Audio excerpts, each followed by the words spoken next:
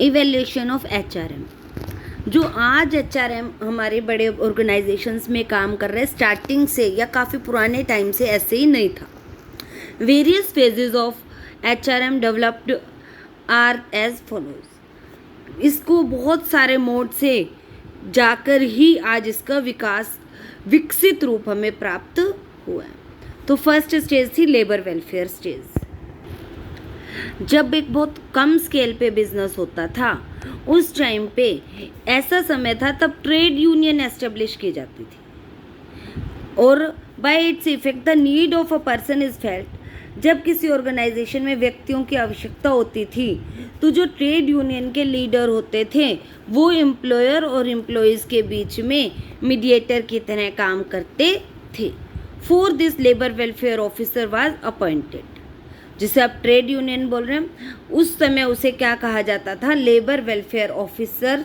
और उसकी अपॉइंटमेंट इसलिए की जाती थी ताकि वो लिमिटेड उनकी जो वेलफेयर होता है सुधार के लिए, कि वहाँ जब वो काम कर रहे हैं कि ऑर्गेनाइजेशन में, तो उनको मिनिमम वेलफेयर फैसिलिटीज़ प्रोवाइड हों, ये वो इंश्योर करते थे। सेकेंड स्टेज आई फिर इसकी पर्सनल मैनेजमेंट स्टेज। जैसे जैसे बिजनेस बढ़े हुए, फैक्ट्री सिस्टम आया, उसके बाद many people start getting employment under one roof. एक ही छत के नीचे, मतलब कि वहाँ पे तो मीडिएटर के रूप में वो लोग प्राप्त करते थे ट्रेड यूनियन से, लेकिन यहाँ पे एक ही छत के नीचे उन लोगों को काम दिया जाने लगा। As a result the need of a person is felt whose job is to make employees available for the company. तो यहाँ ऐसे व्यक्ति की ज़रूरत पड़ी जो कंपनी को ज़रूरत पड़ने पर व्यक्तियों को या लेबर को उपलब्ध करा सके। With this approach personal officer and later on personal manager was appointed.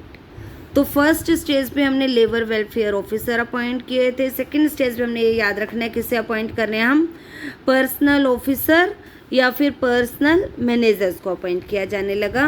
There role was limited to recruit, select and place the employees. उनका मुख्य काम क्या था, रिक्रूटमेंट करना, सिलेक्शन करना और एम्प्लॉयज़ को काम पे लगाना। और लास्ट स्टेज थी अब हमारे पास HRM. The business further expanded simultaneously. Business जब पूरी तरह एक्सपेंड हो गया, टेक्नोलॉजी डेवलप हो गई फास्ट पेस पे, in this situation need was felt for training और डेवलपमेंट की भी ज़रूरत पड़ने लगी। Human resources was now consider to be important part of organisation. जो ह्यूमन रिसोर्स थे बहुत महत्वपूर्ण फील होने लगे। And it can be developed, और उनकी डेवलपमेंट होनी जरूरी थी। With this cult personnel manager was replaced by human resource manager. जो पर्सनल मैनेजर थे उन्हें अब ह्यूमन रिसोर्स मैनेजर में रिप्लेस कर दिया गया।